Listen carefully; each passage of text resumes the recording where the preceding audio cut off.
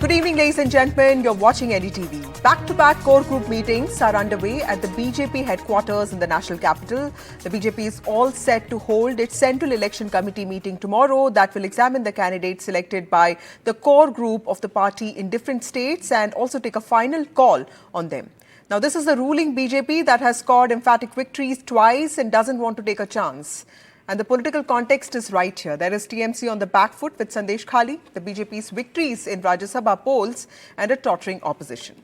Sources tell us that the BJP has had a tradition of releasing names of candidates towards elections, but that changed in the last few assembly polls when it started announcing lists sooner to give candidates adequate time. The first list of the party that could come out after the CEC meeting could be focused on the weaker seats of the party, not only the ones that it lost in 2019, but also the ones it had to work really hard for. It could also give us a glimpse into where the party will focus its strengths on, more micromanagement and more rallies. It could also focus on states such as Kerala that the party has been pushing a lot of efforts into. At least 4 core group panels from different states met today. Those that are awaiting alliances and seat-sharing arrangements such as Tamil Nadu, Andhra Pradesh and Bihar will see more meetings in the next few days. Now, tomorrow's meeting, presided over by the Prime Minister himself, could also be reflective of the preparedness of the party for 2024 to make a bid for every seat. This while the opposition is just stitching up alliances in states and firming up seat sharing.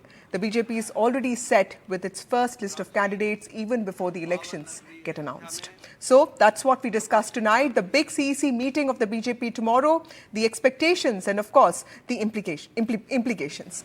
I have my colleague Akhilesh Sharma's explanation on this. Akhilesh has been tracking the BJP for many years now.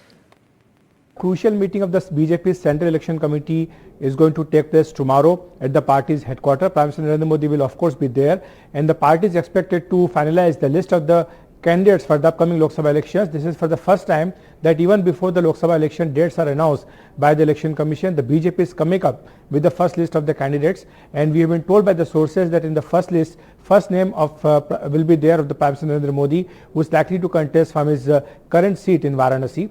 And apart from him, various senior ministers, their names will also be there in the first list of the BJP as far as the Lok Sabha election is concerned.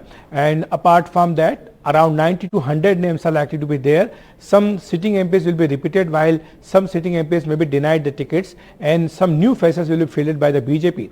And apart from that, we've been told by the sources that some names in the Uttar Pradesh, Madhya Pradesh and other states will be finalized in the first meeting of the BJP's CEC, and some names in South India, especially in Kerala, and some celebrities, their names can also be finalized in the first list itself. And apart from that, to give the feedback and to give the names of the possible candidates, BJP's core groups of different states has been meeting. Today there were more than a dozen state leaders. They were present here, and they had a meeting with party president JP Nadda and Home Minister Amit Shah and General Secretary Organization BL Santosh. And in that meeting, they have proposed the names of various candidates from their respective states. But of course, the CEC will take a final call, and we have also been told by the sources that the first list is likely to come either on March 1st or on March 2nd.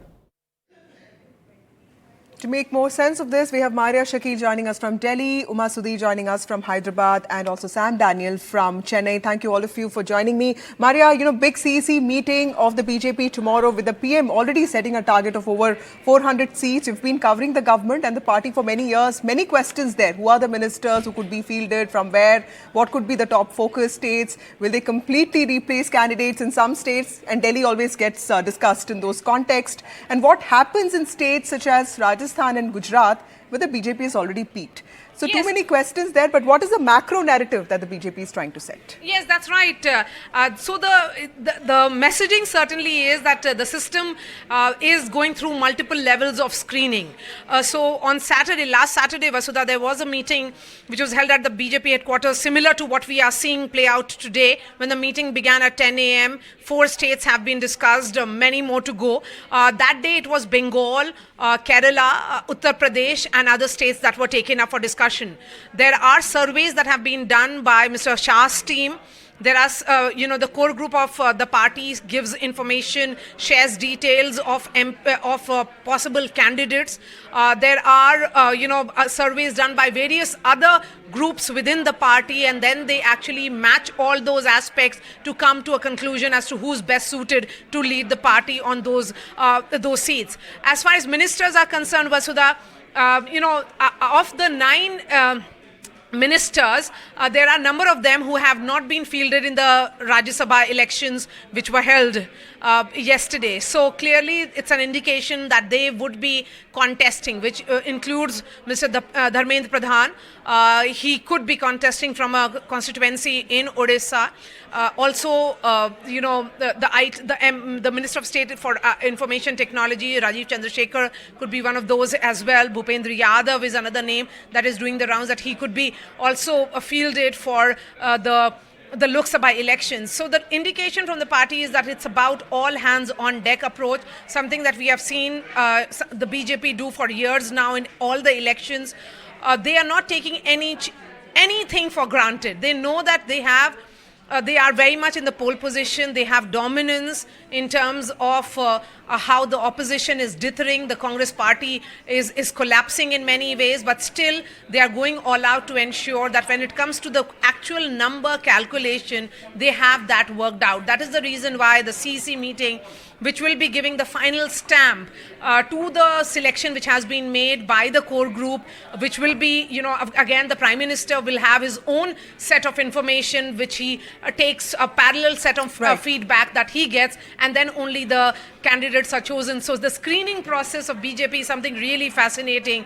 And, several leaders are waiting to meet Home Minister Amit Shah, BL Santosh and JP Nadda, even as we speak. Those committees will be meeting. These are various state representatives meeting them and then sharing their viewpoints on the names of the candidates. Right, Maria. And the political context of this is very interesting because, we know the Sandeshkhali thing is happening there. That violence has really flared up, and the issue too has taken a political turn. We saw the Rajya Sabha polls that happened, unexpected victories therein, and people like Ashok Chavan and Geeta Koda also joining the BJP. So at some level, the BJP seems to be working on multiple fronts, both roping in winnable candidates and also pushing its own narrative of development and welfare. Do you think the political context right now, the situation right now is quite of the advantage for the CEC meeting and also the first list for the party to come out? No, but I think, Vasudha, having covered the party, that even when the leaders will be meeting, the Prime Minister will be meeting, he will be talking about those seats. So while these events which are playing out, be it the Assam working president having quit, or what was seen as a near shift of the government in Himachal Pradesh, although Sukhvinder Singh Sukhu appears to be safe at the moment, what has happened in Uttar Pradesh again becomes important because the MLAs who have, cross-voted for the BJP actually come from Rai Bareli and Amethi, so a strong messaging there. The BJP would be going in all out as far as deciding the candidate for Rai Bareli particularly, because we do not know who is being fielded from the Gandhi family. The kind of battle that was fought by Smriti Irani in Amethi, where she appeared, she emerged as the giant slayer. So I think those seats which are seen as strongholds of opposition leaders will see a very strong BJP candidate as well. So the BJP is sending a message, and particularly, Vasudha, in southern India, 130 seats in all those 6 states of southern India. The BJP won only 30 in 2019. They were up by 17%, of course, from 2014. But they want to ensure, and that is the repeated message coming from the Prime Minister with his visits to Tamil Nadu, they want to break the Dravidian bastion. Whether that can happen, perhaps Uma will be best placed to answer that. Thank you, Maria, for joining us with those details. Uma, tell us what is happening with regard to Andhra Pradesh, because I was at the BJP headquarters today, and what I hear is Tamil Nadu and Andhra Pradesh, those lists, those names could take a little bit of more time because the alliances are still working out, and I'll come to Sam also in a bit. But this TDP BJP, blow hot, blow cold, is it finally working out? What is TDP saying, and how is the YSRCP looking at this? Okay, even after Chandrababu Naidu went and met the Amit Shah and JP Nadda, the BJP leadership in Delhi. The BJP has not really shown any inclination to go forward with the alliance. And right now, as we speak, a massive meeting is happening in Tadepalli Gudam with Chandrababu Naidu and Pawan Kalyan jointly addressing what are they calling a Janda rally, and that's where Chandrababu Naidu in fact said that he had gone to Delhi with the intent of getting benefits for Andhra Pradesh and for all the projects. They need the support, and that's the reason he had gone, because obviously he's a little embarrassed by the fact that he went all the way to Delhi, but there has been no word from Delhi at all. So in that sense, the BJP playing it quiet actually in Andhra Pradesh, not saying who they are going to be backing. They do know that either the TDP Pawan Kalyan Alliance or the YSRCP will be willing to support the BJP at the centre if it does come to that. That is one part of the story. But yes, another part is that their own leaders are very keen that they must all contest separately so that their own vote share and their space in the political vacuum or space that they see in Andhra Pradesh can be filled. That is one part.